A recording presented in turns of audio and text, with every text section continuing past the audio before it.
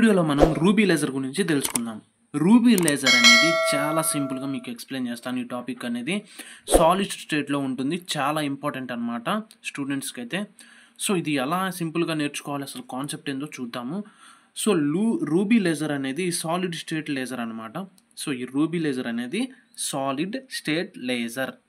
Al2O3 plus C3 plus ions అనేవి Al2O3లోకి వెళ్ళినప్పుడు మనకి రూబీ అనేది ఏర్పడుతుంది అనమాట.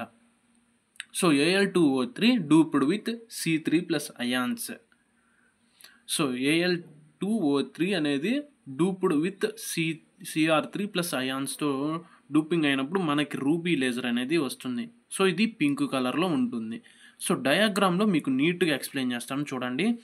సో ఇక్కడ ఇది అనేది రూబీ అనమాట. ఇది రూబీ ట్యూబ్, రూబీ రాడ్ అంటారు. సో మనం ట్యూబ్ అని కూడా అనవచ్చు. సో ఇది రూబీ రాడ్ అనమాట. ఇది రూబీ రాడ్. ఓకే, ఇది రూబీ రాడ్ క్లియర్. ఇది లేజర్ బీమ్స్ అనమాట. ఇవి లేజర్ బీమ్స్, లేజర్ బీమ్ అనమాట. ఇది ఫామ్ అయింది లేజర్ బీమ్. సో ఇది లేజర్ బీమ్ అనమాట. ఇది వచ్చేసి మనకి క్సినాన్ డిశ్చార్జ్ ట్యూబ్ అనమాట. క్సినాన్ డిశ్చార్జ్ ట్యూబ్. ఇది క్సినాన్ డిశ్చార్జ్ ట్యూబ్ అనమాట. ఓకే, సో నెక్స్ట్ వచ్చేసి ఇక్కడ ఇవి కూలింగ్ వెంటిలేటర్స్ అనమాట. ఎందుకంటే ఈ ప్రొసీడింగ్లో మనకి హీట్ అనేది జనరేట్ అవుతుంది. ఆ హీట్ నుంచి మనకి కూల్ చేస్తూ ఉంటాయి అన్నమాట. ఆ హీట్ని బయటికి విడుదల చేస్తాయి. సో రెండు ఉంటాయి అన్నమాట ఇవి. సో ఈ రూబీ ప్రాసెసింగ్, ఈ రూబీ తయారవడానికి మనకి ఇవి డయాగ్రామ్ అనేది ఇలా ఉంటుందన్నమాట. ఇది పవర్ సోర్స్ అనమాట. ఇక్కడ నుంచి పవర్ వస్తుంది.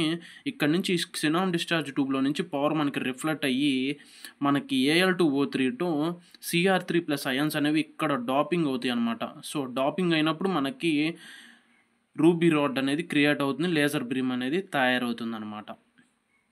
ఓకే, సో ఇక్కడ ఇది వచ్చేసి మనకి గ్లాస్ అనమాట. గ్లాస్ ట్యూబ్, ఇది గ్లాస్ ట్యూబ్ అనమాట. ఇది గ్లాస్ ట్యూబ్, సారీ కొద్దిగా స్పెల్లింగ్ మిస్టేక్. ఇది వచ్చేసి మనకి ఫుల్లీ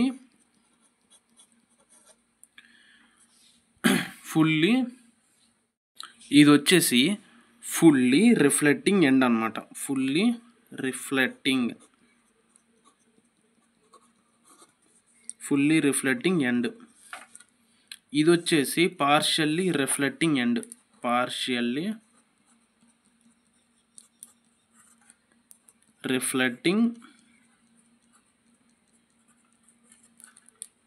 ఎండ్. సో ఇక్కడ మీకు మొత్తం ఎక్స్ప్లెయిన్ చేశాను. ఇది రూబీ రాడ్. సో ఇక్కడ మనకి ఇక్కడ నుంచి పవర్ అనేది జనరేట్ అవుతుంది. పవర్ అనేది లోపలికి వెళ్ళగానే ఇక్కడ స్కినాన్ డిశ్చార్జ్ ట్యూబ్ నుంచి మనకి పవర్ అనేది రూబీ రాడ్లోకి వెళ్తుంది. ఇక్కడ Al2O3 అనేది Al2O3లోకి Cr3 ప్లస్ అయాన్స్ అనేవి వెళ్తాయి. సో అలా వెళ్ళినప్పుడు మనకి లేజర్ బీమ్ క్రియేట్ అవుతుంది. దాన్నే మనం రూబీ లేజర్ అంటాం అన్నమాట. ఇది సాలిడ్ స్టేట్లో ఉంటుంది.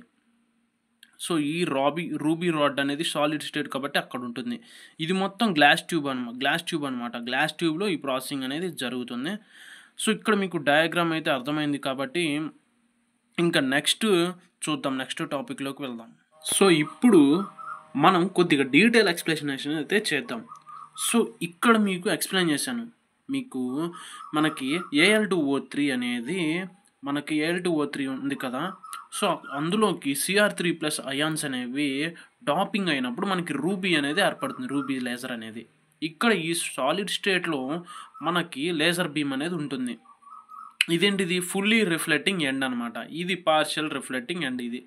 ఓకే, ఇక్కడ ఒక అండర్స్టాండ్ అయిందా? ఇక్కడ మనం పవర్ అనేది పంపించినప్పుడు ఇక్కడ ఏం జరుగుతుందంటే అయాన్స్ అనేవి చాలా స్పీడ్గా మనకి Al2O3లోకి అయితే వెళ్తాయి. సో ఆ డాపింగ్ జరగటం వల్ల ఇక్కడ లేజర్ బీమ్ అనేది ఏర్పడుతుంది. ఓకే, సో లేజర్ బీమ్ ఏర్పడినప్పుడు కొద్దిగా హీట్ వస్తుంది కదా. ఆ హీట్ని కూల్ చేయడానికి మనం ఇక్కడ రెండు ట్యూబ్స్ అయితే ఏర్పాటు చేస్తారు. ఇది మొత్తం గ్లాస్ ట్యూబ్లో జరుగుతుంది. సో ఇప్పుడు కొద్దిగా డీటెయిలింగ్గా చూసుకుంటే ఇక్కడ లైన్స్ అయితే తీసుకున్నాను. ఫస్ట్ది గ్రౌండ్ స్టేట్, ఇది గ్రౌండ్ స్టేట్ అనమాట. ఓకే, ఇది గ్రౌండ్ స్టేట్.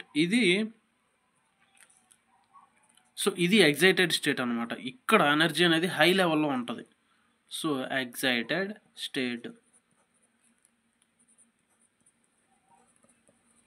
సో ఇక్కడ ఎగ్జైటెడ్ స్టేట్ అయిపోయింది.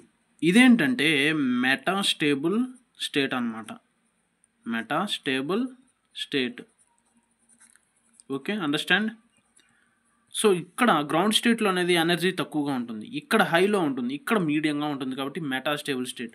వీటిని ఇక్కడ మీరు గమనించుకున్నట్టయితే దీన్ని E1 అనుకుంటాం, దీన్ని E2 అనుకుంటాం, దీన్ని E3 అన్నమాట. ఓకే, ఇటు నుంచి పవర్ సప్లై చేస్తున్నాం మనం, డౌన్ నుంచి అప్పర్కి పవర్ సప్లై చేసినప్పుడు ఇప్పుడు ఇలా పవర్ సప్లై అనేది చేసాం మనం. చేసినప్పుడు ఏమవుతుంది, Cr3+ అయాన్స్ అనేవి Al2O3లోకి వెళ్తాయి చాలా స్పీడ్గా. ఎంత స్పీడ్గా వెళ్తాయి, 5500 యాంగ్స్ట్రోమ్ యూనిట్స్తో స్పీడ్తో వెళ్తుంది.